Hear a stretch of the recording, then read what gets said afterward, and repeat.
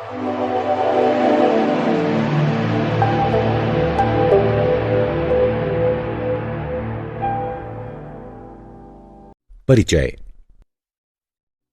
बच्चों, आज हम अपने नए पाठ श्वसन और गैसों के विनिमय की शुरुआत करने जा रहे हैं।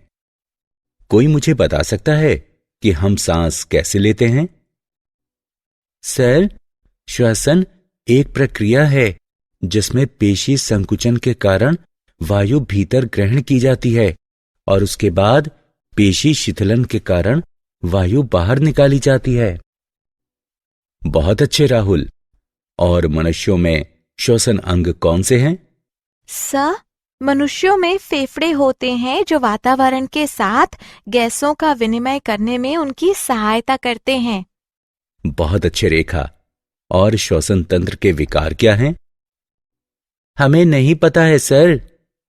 ठीक है, अब मैं तुम्हें श्वसन की पूरी प्रक्रिया और इसके विकारों के बारे में बताऊंगा। इस पाठ में आप श्वसन और गैसों के विनिमय के बारे में जानेंगे।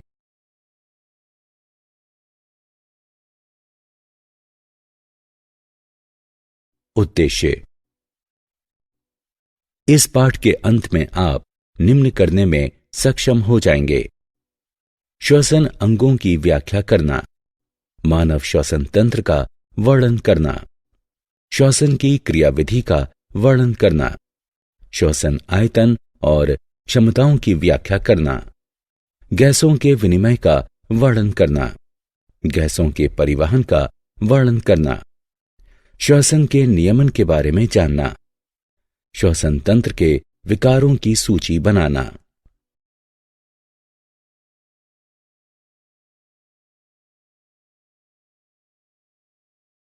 श्वसन अंग। एक जीव और बाह्य वातावरण के बीच ऑक्सीजन और कार्बन डाइऑक्साइड का विनिमय श्वसन कहलाता है। विभिन्न प्रकार के जंतुओं में अलग अलग श्वसन अंग होते हैं। वयस्क कशेरुकों में प्राथमिक श्वसन अंग बाह्य और आंतरिक क्लोम, वाताशय या फेफड़े और त्वचा हैं। अकशेरुकों के सामान्य श्वसन अंग श्वसन नलिकाएं और क्लोम हैं।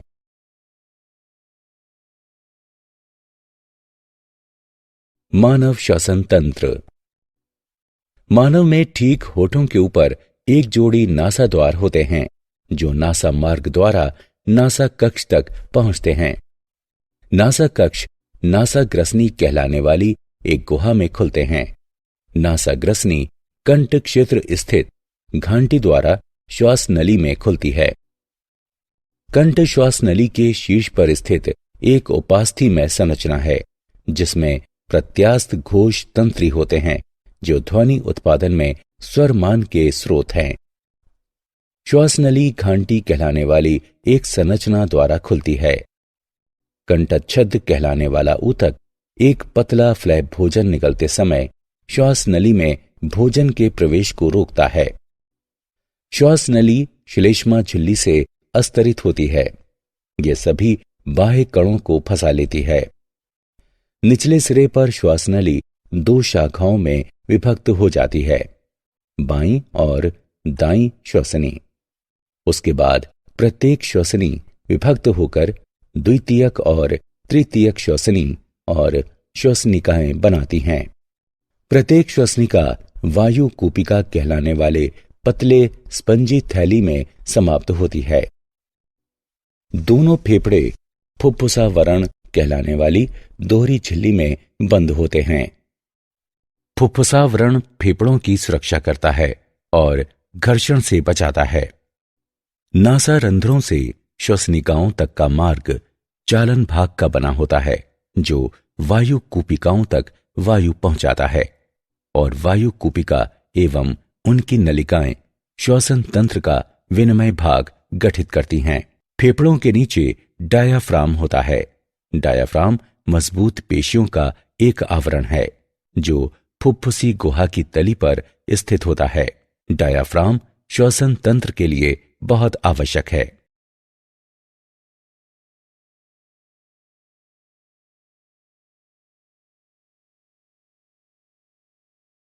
श्वसन की क्रियाविधि।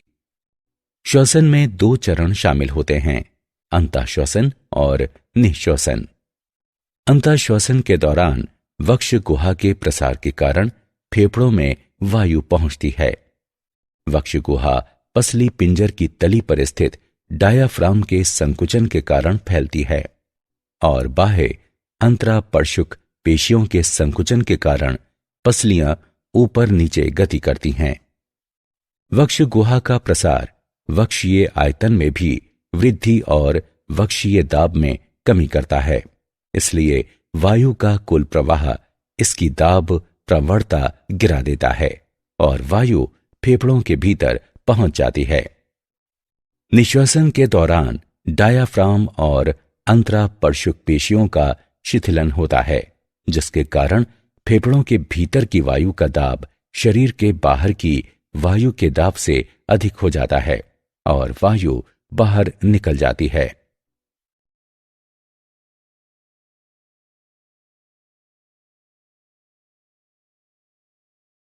श्वसन संबंधी आयतन और क्षमताएं। ज्वारीय आयतन यानी टीवी। सामान्य श्वसन के समय प्रत्येक श्वसनीय चक्र में अंतःश्वासित या निःश्वासित गैस का आयतन ज्वारीय आयतन कहलाता है। अंतःश्वसन सुरक्षित आयतन IRV ये उस अतिरिक्त गैस का आयतन है जो सामान्य अंतःश्वसन के बाद बलपूर्वक अंतःश्वसन के द्वारा अंतःश्वासित की जा सकती है।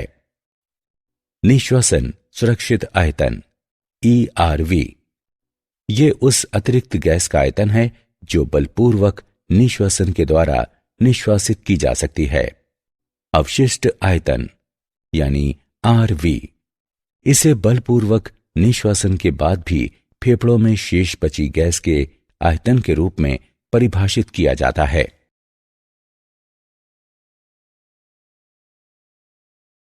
श्वसन संबंधी आयतन और क्षमताएं। अंतःश्वसन क्षमता यानी IC इसे ज्वारीय आयतन और अंतःश्वसन सुरक्षित आयतन के योग के रूप में परिभाषित किया जाता है। निःश्वसन क्षमता EC इसे ज्वारीय आयतन और निःश्वसन आयतन के योग के रूप में परिभाषित किया जाता है। क्रियाशील अवशिष्ट क्षमता इसे निःश्वसन सुरक्षित आयतन और अवशिष्ट आयतन के योग के रूप में परिभाषित किया जाता है। जैव क्षमता यानी VC गैस का वो आयतन जो अधिकतम अंतःश्वसन की समाप्ति पर फेफड़ों से बलपूर्वक बाहर निकाला जाता है। फेफड़ों की कुल क्षमता अधिकतम अंतःश्वसन की समाप्ति पर फेफड़ों के भीतर गैस का आयतन।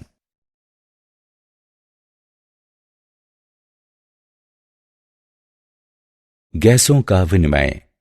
सभी जीव वातावरण के साथ गैसों का विनिमय करते हैं। गैसों का विनिमय आवश्यक है ताकि उपापचयी प्रक्रियाओं के लिए कोशिकाएं आवश्यक गैसें प्राप्त कर सकें और गैसीय उपापचयी अपशिष्ट को बाहर निकाल सकें। श्वसन के माध्यम से गैसों का रक्त के द्वारा वायुमंडल के साथ विनिमय होता है। फेफड़ों के वायु कोशिकीय स्थानों में ऑक्सीजन का आंशिक दाब रक्त में उपस्थित ऑक्सीजन के आंशिक दाब से अधिक होता है। इसलिए फेफड़ों की वायु से ऑक्सीजन लाल रुधिर कोशिकाओं में विसरित हो जाती है। साथ ही रुधिर में कार्बन डाइऑक्साइड का आंशिक दाब फेफड़ों की वायु में उपस्थित कार्बन डाइऑक्साइड के आंशिक दाब से अधिक होता है। इसलिए लाल रुधिर कोशिकाओं से कार्बन डाइऑक्साइड विसरित होकर फेफड़ों की वायु में पहुंच जाती है। ऑक्सीजन युक्त रुधिर फुफ्फुसीय शिरा द्वारा हृदय तक पहुंचता है। इसके बाद सिस्टमैटिक धमनियों द्वारा इसे शरीर में पंप किया जाता है। शरीर के ऊतकों में ऑक्सीजन का आंशिक दाब रक्त में उपस्थित ऑक्सीजन के आंशिक दाब से कम होता है। इसलिए ऑक्सीजन लाल रुधिर कोशिकाओं से शरीर के ऊतकों में विसरित हो जाती है। रक्त में कार्बन डाइऑक्साइड का आंशिक दाब शरीर के ऊतकों में उपस्थित कार्बन डाइऑक्साइड के आंशिक दाब से कम होता है। इसलिए कार्बन डाइऑक्साइड लाल रुधिर कोशिकाओं में विसरित हो जाती है। ऑक्सीजन की कमी वाला रक्त सिस्टमैटिक शिरा द्वारा हृदय में पहुंचता है और उसके बाद इसे फुफ्फुसीय धमनियों द्वारा फेफड़ों में पंप किया जाता है, जहां गैस विनिमय पुनः ऑक्सीजन युक्त रुधिर प्रदान करता है और कार्बन डाइऑक्साइड को बाहर निकालता है।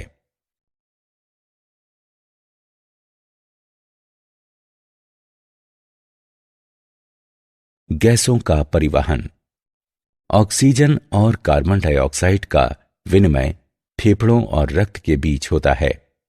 ऑक्सीजन का बड़ा भाग रक्त में विसरित होता है और उसी समय कार्बन डाइऑक्साइड बाहर विसरित होती है। ऑक्सीजन का परिवहन। लगभग 97% ऑक्सीजन का परिवहन लाल रुधिर कोशिकाओं द्वारा किया जाता है। आरबीसी में ऑक्सीजन हीमोग्लोबिन के साथ जुड़कर ऑक्सी हीमोग्लोबिन बनाती है। हीमोग्लोबिन संयुग्मित प्रोटीन है। इसमें 4 हीम समूह और ग्लोबिन होती है। हीमोग्लोबिन का रंग बैंगनी होता है, लेकिन ऑक्सी हीमोग्लोबिन का रंग चमकीला लाल होता है। ऑक्सीजन गैस के आंशिक दाब के कारण ये आसानी से हीमोग्लोबिन के साथ जुड़ जाती है। ऑक्सीजन का हीमोग्लोबिन के साथ बंधन कार्बन डाइऑक्साइड के आंशिक दाब पर हाइड्रोजन आयन सांद्रता, ताप और विभिन्न अन्य कारकों पर भी निर्भर करता है। ऑक्सीजन वियोजन वक्र एक ग्राफ है जो ऑक्सीजन के विभिन्न आंशिक दाबों पर हीमोग्लोबिन की प्रतिशत संतृप्ति को दर्शाता है। कार्बन डाइऑक्साइड का परिवहन। कार्बन डाइऑक्साइड का परिवहन कार्बोनिक अम्ल, सोडियम और पोटेशियम के बाइकार्बोनेट कार्बामीनो हीमोग्लोबिन के रूप में होता है। कार्बन डाइऑक्साइड का परिवहन इसके आंशिक दाब पर निर्भर करता है। अधिकांश कार्बन डाइऑक्साइड का परिवहन बाइकार्बोनेट आयनों के रूप में किया जाता है। कार्बन डाइऑक्साइड ऊतकों की कोशिकाओं की लाल रुधिर कोशिकाओं में प्रवेश करती है, जहां ये जल के साथ जुड़कर कार्बोनिक अम्ल बनाती है। इस अभिक्रिया को कार्बोनिक एनहाइड्रेज द्वारा उत्प्रेरित किया जाता है, जिसके कारण कार्बोनिक अम्ल बाइकार्बोनेट आयनों और हाइड्रोजन आयनों में विघटित हो जाता है।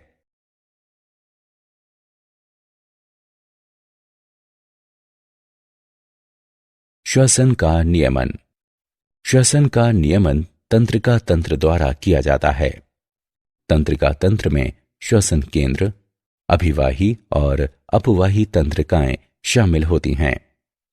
मेड्यूला ओब्लांगाटा और पोन्स के श्वसन केंद्र रक्त में ऑक्सीजन और कार्बन डाइऑक्साइड के स्तर के बारे में संवेदी जानकारी एकत्र करते हैं और श्वसन पेशियों तक संकेत भेजने के लिए उनका निर्धारण करते हैं।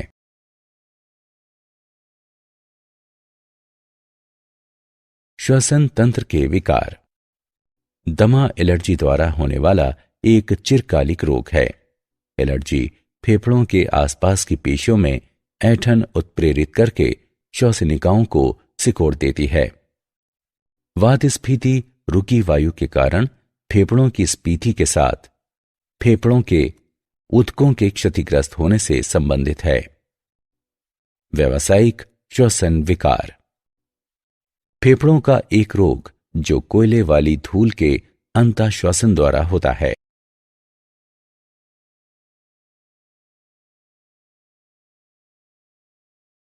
क्या आप जानते हैं, लोग जिनके फेफड़ों की क्षमता अधिक होती है वे अपने शरीर में तेजी से ऑक्सीजन भेज सकते हैं। अधिकतर कशेरुकी जंतुओं में 2 फेफड़े होते हैं। ब्रिटिश लंग फाउंडेशन के अनुसार एक दिन में फेफड़े लगभग 8000 से 9000 लीटर तक वायु अंतःश्वासित करते हैं।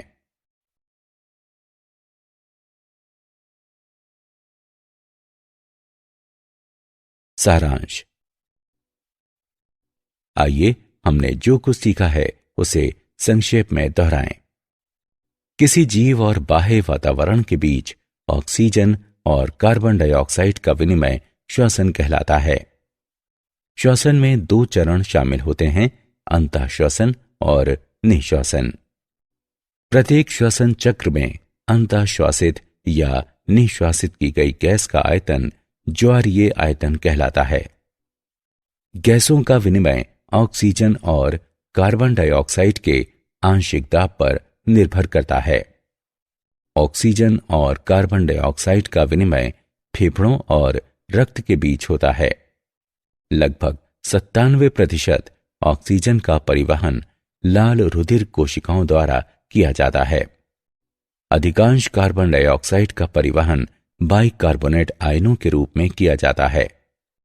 श्वसन तंत्र के विकार दमा, वातस्फीति, व्यावसायिक श्वसन विकार हैं।